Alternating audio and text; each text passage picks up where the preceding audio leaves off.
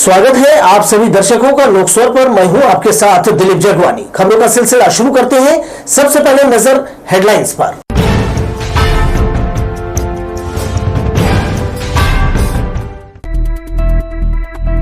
पटरी पर नहीं ट्रैफिक व्यवस्था, लोगों की मनमानी से महकमा परेशान। बोदरी में सरकारी जमीन पर बलात् कब्जा विरोध में सड़क पर उतरे नागरिक। और कोहरे में ट्रेनों की सुरक्षा के लिए विशेष पेट्रोलिंग, ट्रेकमैन और कीमैन रहेंगे तैनात। आइए खबरें देख लेते हैं विस्तार से। शहर की ट्रैफिक व्यवस्था दिनों दिन बिगड़ती जा रही है। बार बार चेतावनी देने के बाद भी लोग यातायात नियमों का पालन नहीं कर रहे हैं। स्थिति यह है कि ट्रैफिक पुलिस के लाख प्रयासों के बावजूद मुख्य सड़कों पर जाम और अव्यवस्था कम होने का नाम नहीं ले रही। निगम से भी अपेक्षित सहयोग न मिलने से समस्या और जटिल हो गई है। शहर में ट्रैफिक पुलिस कई बार चेतावनी दे चुकी है, लेकिन वाहन चालक और दुकान संचालक बाज नहीं आ रहे। लगातार नियमों का उल्लंघन, मुख्य सड़कों पर अवैध पार्किंग और जगह जगह अतिक्रमण की वजह से यातायात व्यवस्था अस्त व्यस्त है। ट्रैफिक पुलिस अधिकारियों के मुताबिक शहर के सभी टैंगो पॉइंट्स और निर्धारित बीट पर जवानों को कड़ी हिदायत दी गई है कि वे आम लोगों से समन्वय बनाकर नियम तोड़ने वालों पर सख्त कार्रवाई करें। जो मनमानी कर रहे हैं उन्हें नोटिस भी जारी किया जा रहा है। ट्रैफिक एएसपी रामगोपाल करियारे ने बताया, लगातार शहर में जितने भी उनके टैंगो हैं सभी को कड़ी हिदायत दी गई है। जहां जहां भी निर्धारित है वहां बीट पर जवान नियम तोड़ने वालों पर कार्रवाई कर रहे हैं। कई बार अधिकारी भी कार्रवाई में शामिल हुए हैं और गंभीरता से अभियान चलाया जा रहा है। इसके बावजूद कुछ व्यवसायी, फेरी वाले और गुमटी संचालक मुख्य मार्ग पर सामान उतारने और गाड़ियां खड़ी करने जैसी हरकतें कर रहे हैं, जिससे बाधा उत्पन्न होती है। उन्हें साफ हिदायत दी गई है कि यातायात नियमों का पालन करें और व्यवस्था को सुचारू बनाए रखने में सहयोग दें। इसके लिए लगातार शहर में जितने भी हमारे टैंगो हैं सभी को सख्त हिदायत दिया गया है कि सभी जगह पर जितने भी बीट निर्धारित की गई है उन बीट पर जो है आम लोगों के साथ समन्वय स्थापित करके लगातार जो यातायात नियमों का उल्लंघन कर रहे हैं उस पर कार्रवाई करें और जो नहीं मान रहे हैं उनको नोटिस दें। और इसी क्रम में लगातार जितने भी जो दुकान संचालक हैं जिनकी सामग्री जो है अनाधिकृत रूप से मुख्य मार्ग को अवरोध करते हुए, बाधित करते हुए खड़ी होती है, उनको लगातार कार्रवाई की जा रही है। उनके गाड़ियों को थाने लाकर भी कई मामलों में जो है माननीय न्यायालय भेजा जा रहा है। अवैध पार्किंग, सड़क किनारे फेरी गुमटी और दुकानों के सामने खड़ी मालवाहक गाड़ियां जाम का बड़ा कारण बन रही है। ट्रैफिक पुलिस अपनी ओर से लगातार कार्रवाई कर रही है, लेकिन नगर निगम के अपेक्षित सहयोग के अभाव में व्यवस्था पटरी पर नहीं आ रही। ट्रैफिक पुलिस की सख्ती के बाद भी शहर की यातायात स्थिति में खास सुधार नहीं दिख रहा। अब देखना होगा कि पुलिस और निगम मिलकर इस अव्यवस्था को कब तक नियंत्रित कर पाते हैं। लोकस्वर के लिए भूपेंद्र राठौर की रिपोर्ट। शहर में यातायात विभाग ने सड़कों पर सख्ती बढ़ा दी है और रूटीन चेकिंग अब जोर शोर से चल रही है। साधारण नंबर प्लेट, बिना नंबर की गाड़ियां, एक्सपायर्ड इंश्योरेंस, आरसी और पॉल्यूशन, इन सब पर विभाग की पैनी नजर है। दस्तावेज न मिलने पर मौके पर ही चालानी कार्यवाही की जा रही है। सोमवार को रिवरव्यू रोड और शनिश्चरी चौक में अभियान ने साफ कर दिया कि डॉक्यूमेंट्स की जो गैर मौजूदगी है सड़क पर जो है चालान उसके लिए तय है। नेशनल हाईवे पर चलते वाहनों की रफ्तार भले ही कभी थमती नहीं, लेकिन सोमवार की सुबह का नजारा कुछ अलग था। बिलासपुर रायपुर मार्ग पर पड़ने वाले थानों के सामने पुलिस ने विशेष वाहन चेकिंग अभियान चलाया। चक्रवाटा थाना क्षेत्र में तो पुलिसकर्मी सुबह सुबह ही मोर्चा संभालते दिखे। हाईवे से गुजरने वाले 2 पहिया और 4 पहिया वाहनों को रोककर दस्तावेजों की जांच की गई। जिन वाहन चालकों के पास गाड़ी से संबंधित कागजात अधूरे थे उनके खिलाफ कार्यवाही की गई। वहीं हेलमेट नहीं पहनने वाले बाइक सवार भी पुलिस की नजरों से बच नहीं पाए। चेकिंग अभियान के दौरान कई लोगों को मौके पर ही नियमों का पालन करने की समझाइश भी दी गई। पुलिस का कहना है कि लगातार बढ़ते सड़क हादसों को देखते हुए ये अभियान जरूरी है ताकि लोग सावधानी बरतें और सुरक्षित सफर करें। नगर पालिका में बेजा कब्जा की बाढ़ सी आ गई है, मगर इसके बावजूद प्रशासन मौन धारण किए हुए है। आए दिन सरकारी जमीन पर अवैध कब्जा कर उसे लाखों रुपए में बेच दिया जाता है। ऐसा एक मामला फिर सामने आया है। बोदरी नगर पालिका क्षेत्र में अवैध कब्जाधारियों की बाढ़ आ गई है। खासकर वार्ड क्रमांक 7 में हालात कुछ ज़्यादा ही गंभीर हो गए हैं। यहाँ अवैध कब्जे के विरोध में स्थानीय लोगों ने सड़क पर उतरकर प्रदर्शन किया और सड़क जाम कर दी। स्थानीय लोगों की मांग है कि सालों से चल रहा अवैध कब्जा तत्काल हटाया जाए, वरना आंदोलन और उग्र होगा। जैसे ही मामला प्रशासन तक पहुंचा, तहसीलदार मौके पर पहुंचे, लोगों से बातचीत की और जल्द कार्रवाई का भरोसा दिलाया। स्थानीय पार्षद विजय वर्मा का कहना है कि अवैध कब्जों को लेकर पहले भी कलेक्टर को आवेदन दिया है, लेकिन इसे रोकने कोई ठोस कदम नहीं उठाया गया। वास्तविक में वार्ड नंबर 7 के जितने कॉलोनी वासी है, रहवासी है, उनके द्वारा पिछले साल भर से उनके घरों के सामने में पानी टंकी के ऊपर एक सुनील साहू नामक व्यक्ति द्वारा बेजा कब्जा किया जा रहा था। कल शाम से अचानक वहां पे शेड लग गया, आज सवेरे देखा गया बोर्ड लग गया, पूरा स्ट्रक्चर तैयार होकर दुकान खुल गया। नागरिकों द्वारा विरोध किया जा रहा था। हम सब जनप्रतिनिधि वहां पहुंचे, हमने भी जनता को समझाया कि देखिए जो भी शासकीय काम है अधिकारियों से बात कर लेते हैं। उसके बाद अधिकारियों को जानकारी देने के बाद वहां पे उपस्थित हुए तहसीलदार साहब ने आश्वासन दिया है कि 2-4 दिन में इस बेजा कब्जा को हटा दिया जाए। लोगों का आरोप है कि शासन प्रशासन को सब पता है, लेकिन कार्रवाई की रफ्तार बेहद धीमी है। अब जनता की नज़र इस बात पर टिकी है कि आखिर अवैध कब्जों पर कब तक और कैसी कार्रवाई होती है। लोकस्वर के लिए धीरेन्द्र मेहता की रिपोर्ट। नेहरू चौक के पोस्ट ऑफिस के ठीक सामने खड़ा एक पुराना पुलिस क्वार्टर अब दीवारों से ज्यादा अपनी जर्जर हालत के लिए पहचाना जा रहा है। हालत यह है कि मकान की सरिया खुलेआम बाहर झांक रही है, छतों पर उगे पेड़ पौधे क्वार्टर के ढांचे का हिस्सा बन चुके हैं, फिर भी इसमें पुलिस कर्मियों का रहना जारी है। विभाग की अनदेखी और बरसों से लंबित मरम्मत ने इसे खतरनाक ढांचा बनाकर रख दिया है। हैरत की बात यह है कि जोखिम जानने के बावजूद न कर्मचारी क्वार्टर छोड़ रहे हैं और न ही विभाग कोई ठोस कदम उठा रहा है। सरकंडा चाटीडी ग्राउंड, जहां हर साल चाटीडी का जो है मेला भरता है और इससे रौनक होती है, मगर आज ये अव्यवस्था के लिए चर्चा में है। मेला स्थल से गुजरते हुए पूरा इलाका गुटखे के पाउच, प्लास्टिक रैपर और कूड़े के ढेर में बदलता दिखाई दिया। हालात इतने बिगड़ चुके हैं कि दिन भर यहाँ नशेड़ियों का जमघट लगा रहता है और आसपास के मोहल्लों का माहौल जो है लगातार खराब होता जा रहा है। इस बीच मेले का इंतजार करने वाली यह जमीन बदहाली का बोझ ढोती रहती है, जिस पर प्रशासन की ओर से कोई कार्यवाही नहीं की जाती। ठंड और कोहरे के मौसम में रेल यात्रियों की सुरक्षा और सुविधा को ध्यान में रखते हुए रेलवे ने अपनी तैयारियां पूरी कर ली है। ट्रेनों के सुरक्षित परिचालन के लिए शीतकालीन पेट्रोलिंग की विशेष व्यवस्था के साथ साथ कोहरा स्पेशल ट्रेनें भी चलाने का निर्णय लिया है। बिलासपुर जोन और मंडल में शीतकालीन पेट्रोलिंग के तहत प्रत्येक बीट की लंबाई 2 किलोमीटर तय की गई है। हर बीट पर 2 कर्मचारी, एक ट्रैकमैन और एक कीमैन तैनात रहेंगे, जो रात 10 बजे से सुबह 6 बजे तक 4 बार ट्रैक की जांच करेंगे। पेट्रोलिंग दल रोजाना करीब 16 किलोमीटर पैदल चलकर रेलवे ट्रैक का निरीक्षण करता है। रेलवे ने सुरक्षा बढ़ाने के लिए पेट्रोल मैन को GPS ट्रैकर भी उपलब्ध कराए हैं, ताकि रियल टाइम मॉनिटरिंग की जा सके और किसी भी आपात स्थिति में तुरंत संपर्क किया जा सके। कोहरे और ठंड के कारण रेल फ्रैक्चर की घटनाएं बढ़ जाती है, जिससे ट्रेन संचालन प्रभावित होता है। इसे देखते हुए संवेदनशील रूट पर पहले से ही विशेष पेट्रोलिंग शुरू कर दी है। कोहरे के चलते मुख्य ट्रेनों के प्रभावित होने की संभावना को देखते हुए रेलवे ने कोहरा स्पेशल ट्रेन चलाने की भी तैयारी कर ली है।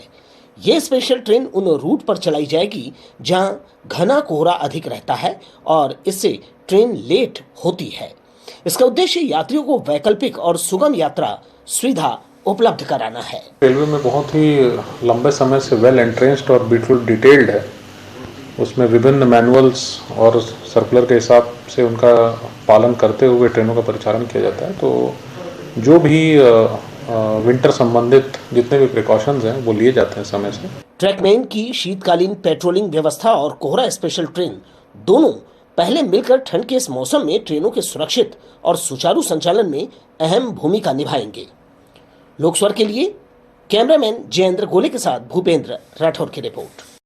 प्रदेश में लगातार बढ़ रही ठंड ने आम लोगों की दिनचर्या के साथ ही स्कूलों की व्यवस्था पर भी असर डालना शुरू कर दिया है। सर्द सुबह में बच्चों को स्कूल पहुंचने में हो रही परेशानी को देखते हुए जिला शिक्षा विभाग ने बड़ा फैसला लिया है। विभाग ने ठंड से छात्रों को राहत देने के लिए जिले के सभी शासकीय और निजी स्कूलों के समय में बदलाव करने के निर्देश दिए हैं।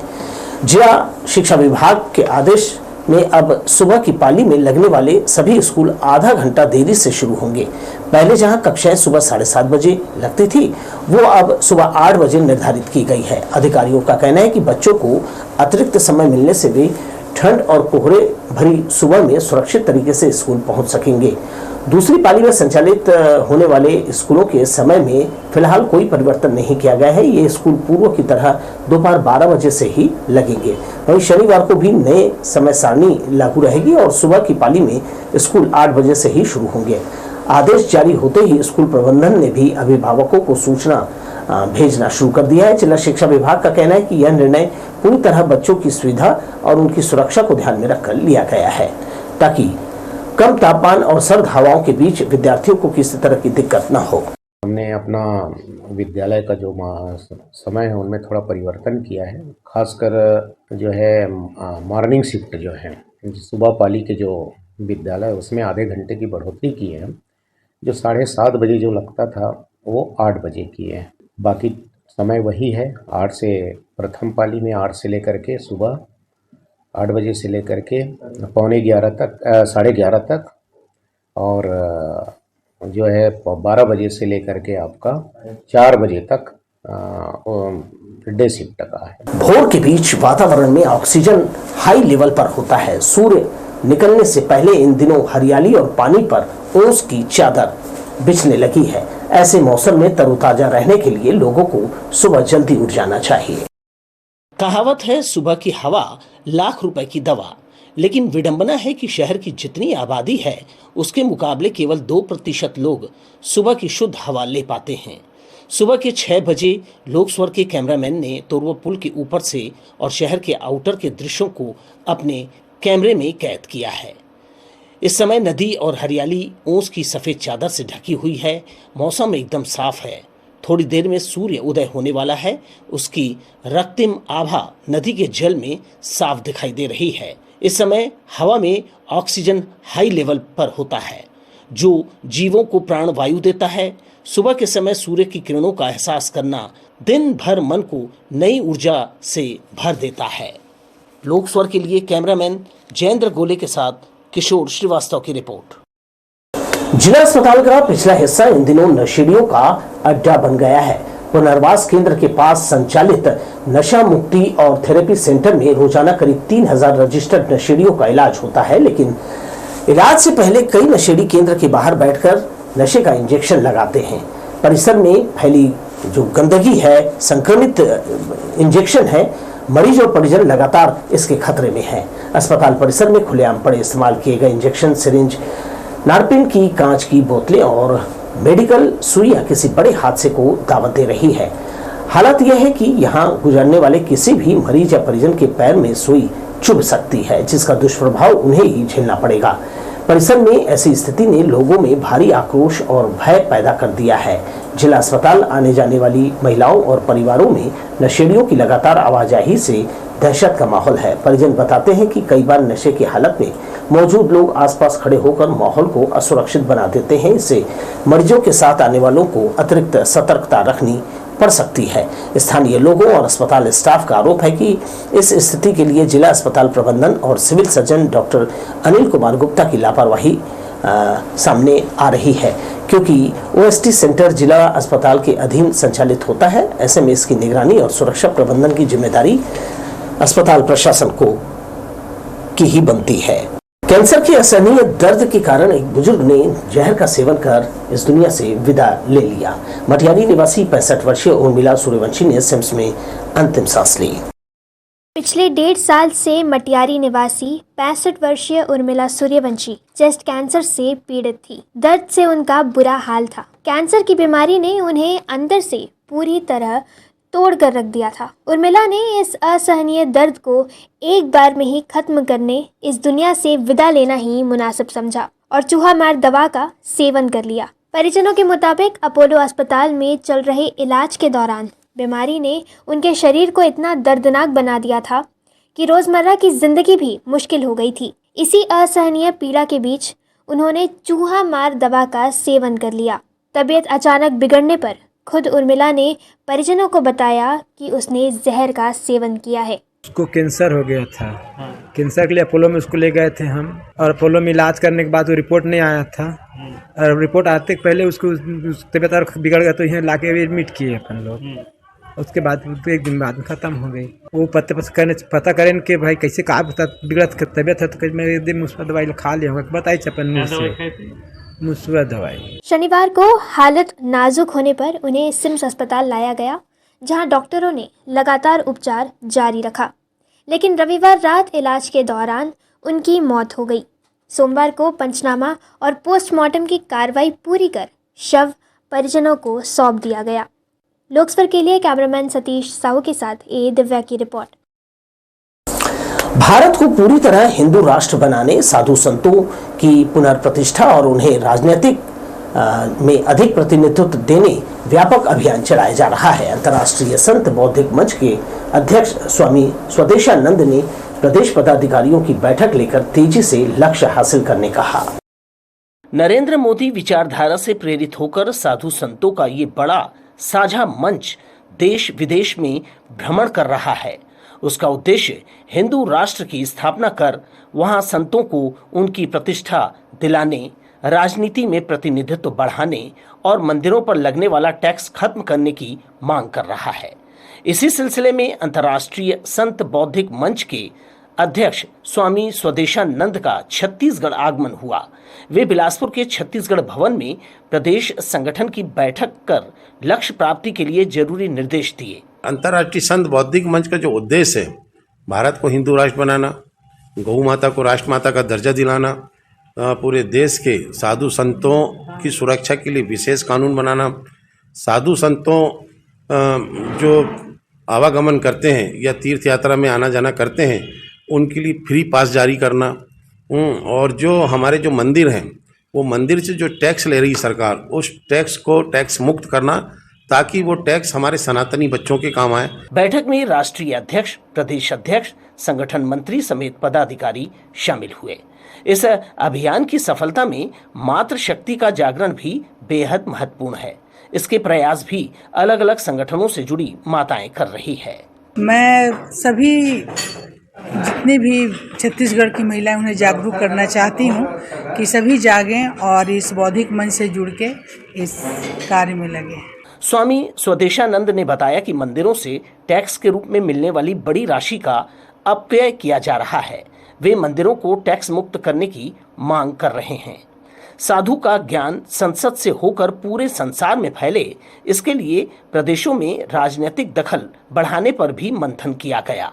कैमरामैन सतीश साहू के साथ दिलीप जगवानी, लोकस्वर, बिलासपुर। बिलासपुर के विभिन्न विभागों से सेवानिवृत्त वरिष्ठ नागरिकों ने समाज के प्रति अपनी जिम्मेदारी निभाते हुए एक अनोखी पहल की है। आर्थिक रूप से कमजोर परिवारों के मेधावी बच्चों की पढ़ाई बीच में न छूटे, इसके लिए इन वरिष्ठ नागरिकों ने मिलकर एक नई शुरुआत की है। उनका उद्देश्य है कि सिर्फ पैसों की कमी की वजह से कोई भी होनहार बच्चा शिक्षा से वंचित न रहे। इसी सोच के साथ इन वरिष्ठ नागरिकों ने उन गरीब बच्चों की पहचान की है जो पढ़ना चाहते हैं लेकिन आर्थिक तंगी के कारण अपनी पढ़ाई पूरी नहीं कर पा रहे। ऐसे बच्चों के स्कूल की फीस, किताबें, यूनिफॉर्म और अन्य शैक्षणिक जरूरतों का खर्च ये सभी मिलकर उठाने की कोशिश कर रहे हैं। इस पहल से न सिर्फ बच्चों को सहारा मिला है बल्कि उनके अभिभावकों को भी शिक्षा के प्रति नई उम्मीद जागी है। इन वरिष्ठ नागरिकों के समूह द्वारा पात्र छात्रों को हर वर्ष छात्रवृत्ति दी जाती है ताकि वे बिना किसी आर्थिक दबाव के अपनी पढ़ाई जारी रख सके। पिछले वर्ष कुल 22 बच्चों को जो है छात्रवृत्ति दी गई थी। इस साल पिछली बार के मुकाबले और अधिक वरिष्ठ नागरिकों ने इस मुहिम से जुड़े हैं और जिससे कि ज्यादा से ज्यादा बच्चों को ये लाभान्वित करेंगे। जब हम लोगों ने देखा अलग अलग स्कूलों में, खासकर बहतराई वगैरह स्कूल में हम लोग जब गए तो हम लोगों ने पाया कि वहाँ लड़कियों को पढ़ाने के लिए उनके गार्जियन इच्छुक नहीं है। कारण तो एक उनको फाइनेंशियल प्रॉब्लम रहता था, जबकि बच्चे पढ़ने में तेज हैं किसी किसी का तो 90% भी मार्क्स आया है 10th में। ऐसे बच्चों को हम लोग सिलेक्ट किया और उन लोगों को स्कॉलरशिप दिया। ये हमारी एक छोटी सी संस्था है जिसका नाम दीक्षा है। ये पिछले वर्ष से शुरू की गई थी, जिसका उद्देश्य केवल यही था कि जो आर्थिक रूप से कमज़ोर बच्चे हैं और पढ़ने में मेधावी हैं, उन्हें पैसे की कमी से पढ़ाई में बाधा न पड़े। पिछले साल हम लोगों ने शुरू किया था। हम सब मोस्टली रिटायर्ड आदमी हैं और पिछले वर्ष 12 लोग हम जुड़े थे और उसमें 22 बच्चों को हम लोगों ने इसके अंदर सेलेक्ट किया था। उद्देश्य है कि 11वीं और 12वीं के बच्चों को शिक्षा दी जाए जिससे वे अपना पढ़ाई पूरी कर सके। शिक्षा विभाग ने आत्मानंद अंग्रेजी स्कूलों को बढ़ावा देने के चक्कर में हिंदी माध्यम वाले हायर सेकेंडरी स्कूलों का बेड़ा गर्क कर दिया है। इन स्कूलों में बच्चों को पढ़ाने के लिए शिक्षकों का अभाव है। दर्जनों बार पत्र लिखने के बाद भी जिला शिक्षा अधिकारी के कान में जूं भी नहीं रेंग रहा है। स्कूल शिक्षा विभाग ने अंग्रेजी माध्यम के आत्मानंद स्कूलों को बढ़ावा देने के चक्कर में हिंदी माध्यम वाले आत्मानंद स्कूलों का कबाड़ा कर दिया है। इन स्कूलों में पर्याप्त शिक्षक भी नहीं है। प्रभारी प्राचार्य जिला शिक्षा अधिकारी को दर्जनों पत्र लिख चुके हैं। हिंदी माध्यम वाले स्कूल में टीचर 10वीं के छात्र छात्राओं को नदियों के उद्गम और उनके महत्व के बारे में बता रही हैं। देश की ज्यादातर नदियां हिमालय से निकलती हैं, बाद में वे सहायक नदियों के रूप में बढ़ जाती है। भूमिगत जल स्तर और बांधों में पानी संचित कर नहरों के जरिए इसे खेतों तक पहुंचाया जाता है। वृक्ष अपनी जड़ों में पानी एकत्र करके रखते हैं। वृक्ष पहाड़ों का भूस्खलन रोकने में भी सहायक होते हैं। लोकस्वर के लिए कैमरामैन जयेंद्र गोले के साथ किशोर श्रीवास्तव की रिपोर्ट। सहकारी कर्मचारियों के हड़ताल से लौटने के बाद धान खरीदी तेज कर दी गई है। कूपन इस अनुपात में काटा जा रहा है ताकि पंजीकृत किसान जो है धान बेच सके। किसान समितियों में सुबह से ही अपना धान लेकर आ जाते हैं। अभी केंद्रों में किसी भी प्रकार की गड़बड़ी की बातें सामने नहीं आई है। सहकारी कर्मचारियों की हड़ताल से वापस काम पर लौटने के बाद धान खरीदी केंद्रों में खरीदी का काम तेजी से चल रहा है। रोजाना इतने कूपन काटे जा रहे हैं ताकि तय समय सीमा तक सभी किसानों का धान खरीदा जा सके। बहुत से किसानों ने एग्री स्टैक ऐप में पंजीयन नहीं होने की शिकायतें की है। वहीं कुछ किसानों में एक दिन में केवल 800 क्विंटल धान का कूपन काटने की शिकायत की जा रही है। शासन के जो तय मापदंड है, जो दिशा निर्देश है, जो पैमाना तय किया गया है, उसी पैमाने के अनुरूप पूरी धान खरीदी प्रक्रिया सुचारू रूप से चल रही है। बिल्कुल संकल्पित हैं कि सरकार 3100 रुपये प्रति क्विंटल की दर से 21 क्विंटल प्रति एकड़ धान की खरीदी करेगी। यह सरकार की गाइडलाइन में है और इसी गाइडलाइन के अनुरूप अपन धान खरीदी करेंगे। अभी क्या है कि सेवा सहकारी समिति सेंद्री में 15 तारीख से 15/11 से चालू हो गया है। आज तक का 83 किसान 2929 क्विंटल धान बेच चुके हैं। अभी आज का 18 किसानों का धान का टोकन कटा हुआ है, जो है 855 क्विंटल का जारी हुआ है टोकन, 852 क्विंटल का। प्रतिदिन 800 का लिमिट बना दिया, 852-57 क्विंटल का लिमिट है और उसी के हिसाब से कई सौ कट्टी का धान बेच रहे हैं। अभी लगभग किसान 3 या 4 तारीख का टोकन कट चुका है, 3 तारीख तक का लगातार। सहकारी समिति के पदाधिकारियों ने कहा कि समर्थन मूल्य पर किसानों का एक एक दाना खरीदा जाएगा। किसी को भी परेशान होने की जरूरत नहीं है। लोकस्वर के लिए कैमरामैन जयेंद्र गोले के साथ किशोर श्रीवास्तव की रिपोर्ट।